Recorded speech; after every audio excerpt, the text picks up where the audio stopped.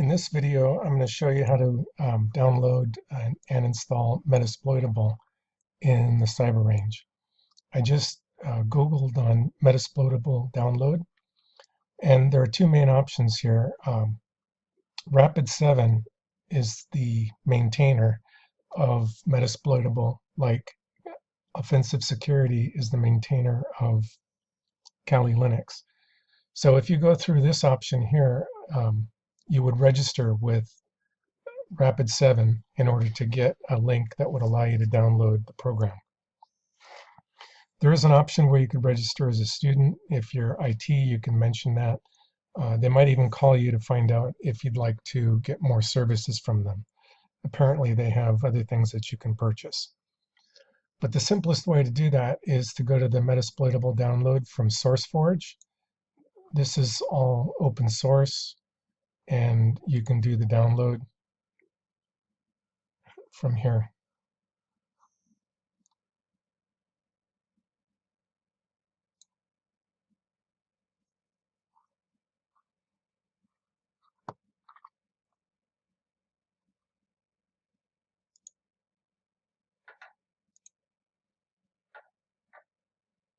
So you can see it's downloading a zip file, and inside that zip file is going to be like a virtual disk, which is different from the way we've been doing things before. We've used an ISO file, we've used the VBox appliance, and this time we're actually going to use a virtual disk, which is created when you create a VBox.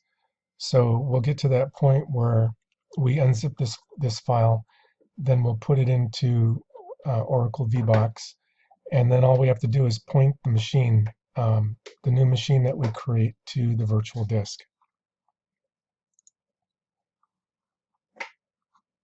So I'm going to pause.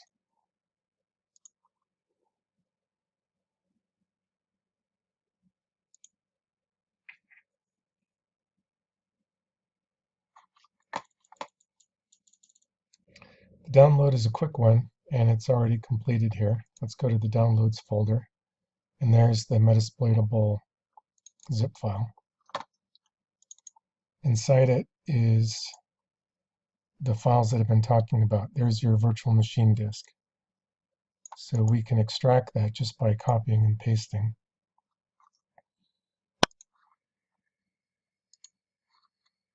So let's go to the user profiles. When you install VirtualBox, all the machines are put into your virtual profile.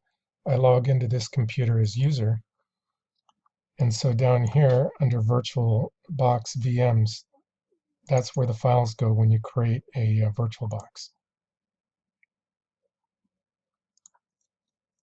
So I'm going to put the files here, Metasploitable.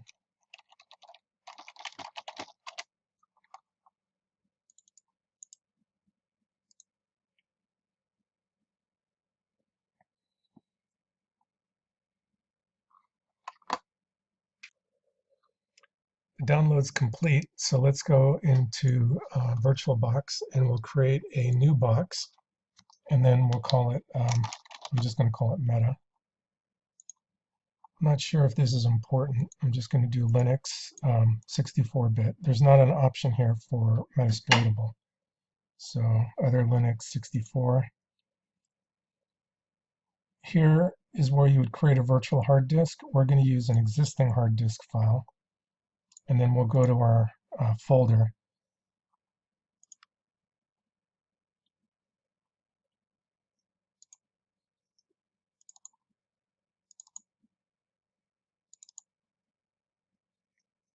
And Metasploitable, there it is. So I went to User, VirtualBox, Metasploitable. And then what I can do is just select that, and the file will be put inside of the VBox for the configuration. So I'll create the machine. And then here's Metasploitable, the one we just made. I'll start it up.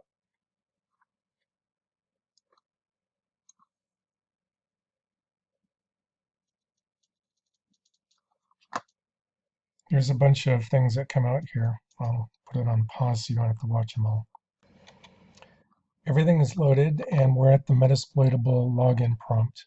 One interesting thing to notice about this is you see my mouse cursor. When it goes over the Metasploitable box, it disappears. That's because it's such a basic install that it doesn't really support the mouse over the VBox. So this is tricky and you kind of have to learn how to master that. Once the cursor disappears, I can press enter or I can click on it and then start typing. So what I did is I clicked on it. That puts the cursor in this virtual machine. And then I need to log in. Now, if you notice right at the bottom, it says log in with MSF admin and MSF admin as the passcode. So instead of using root and Tor like Kali does, this is MSF admin for both the login and the password. So I type MSF admin, MSF admin. And if I did that right, which I didn't, MSF admin, MSF admin, there I am logged in, and I have the MSF admin as the user at Metasploitable. So I'm there. So one of the things that we're going to want to do is we're going to make sure that it's connected to the same network as the cyber range and can see everybody. So let's go to the server here, and I use that BG info. So I know that my IP address is 10.0.2.100 without really having to look too hard for it. And what we're going to do is modify the config file.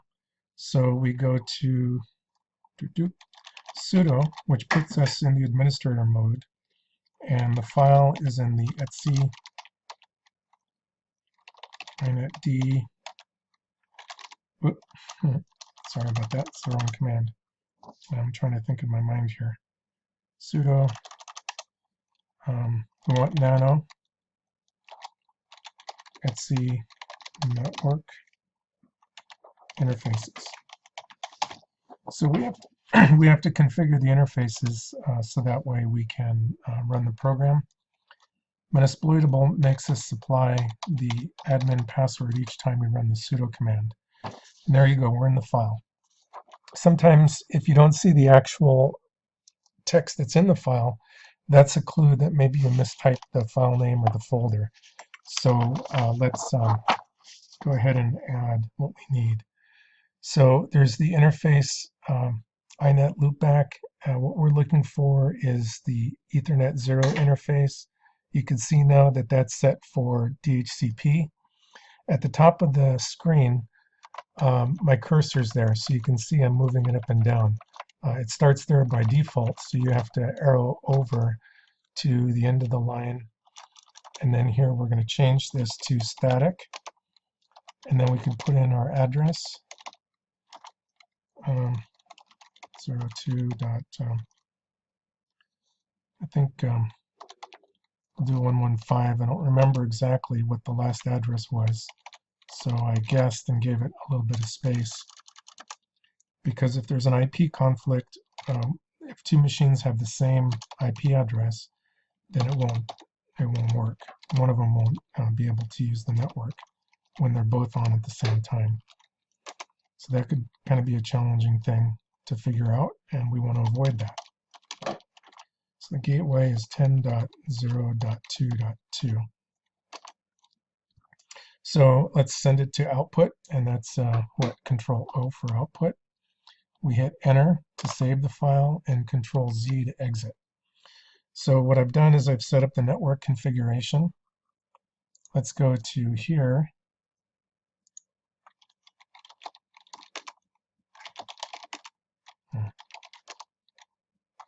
Oh, I see, I'm in FTP.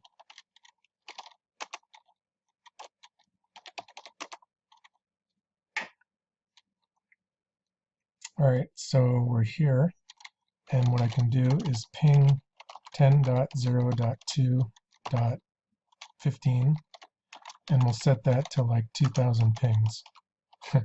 Normally you get 3, but I want to have this work while we start up our machine here. So Metasploitable is there. Here's my mouse. I'm going to shut it down. I'm not going to save the machine state. I want to power off the machine because I need the machine to power back on. With that configuration change, it doesn't automatically shut down the network interface and then restart it and applying the configuration at that time. We have to wait until it reloads. So one easy way to get it to reload is just to power it off and start up again.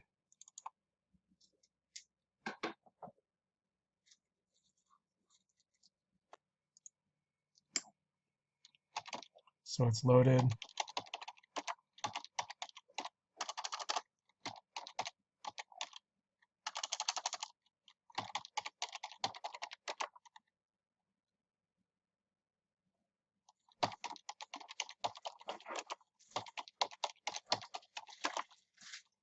And here I am.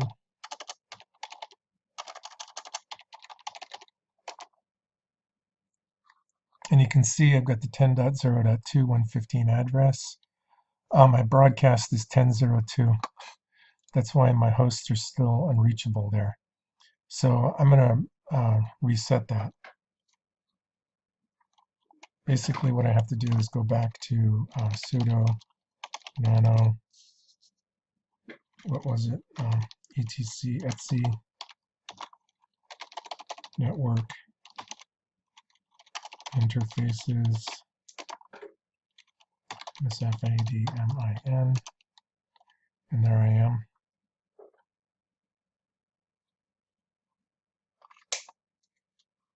Well, this looks good, so it must be the network setting on VBox.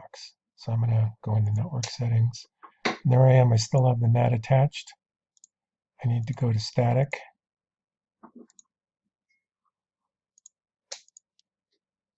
Not sure what's going on here.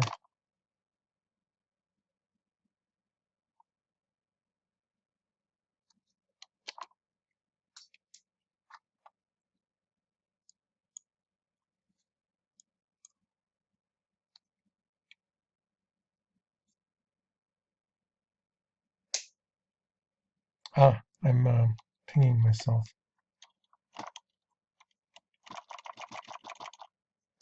I have 10.0.2.115, so I'm pinging the wrong machine. And there we go. You can see that this time it is replying. And just so you can get the effect that I was talking about, if we go through here and we kill Metasploitable, then the IP starts timing out. There is no IP now because I took out the machine. So there you go. That's how you install Metasploitable. That's how you configure it. And then you can see that I had some trouble getting the configuration in there. So I had to go back and check everything from the ping to the VBox network to make sure it was network static, and the ifconfig on Metasploitable to be sure that the IP address, subnet mask, and gateway were all there. And then, of course, when I got it right, the ping did work. One other thing I wanted to show you here is that sometimes if you take a little break and walk away, you'll come back and you'll see your Metasploitable VM is all blank, and that can be kind of scary. So what you need to do is move the mouse over the into the screen. Of course, the mouse cursor disappears. I click on it, and then I hit the enter key, and it comes back. So there you go. You're ready to explore Metasploitable.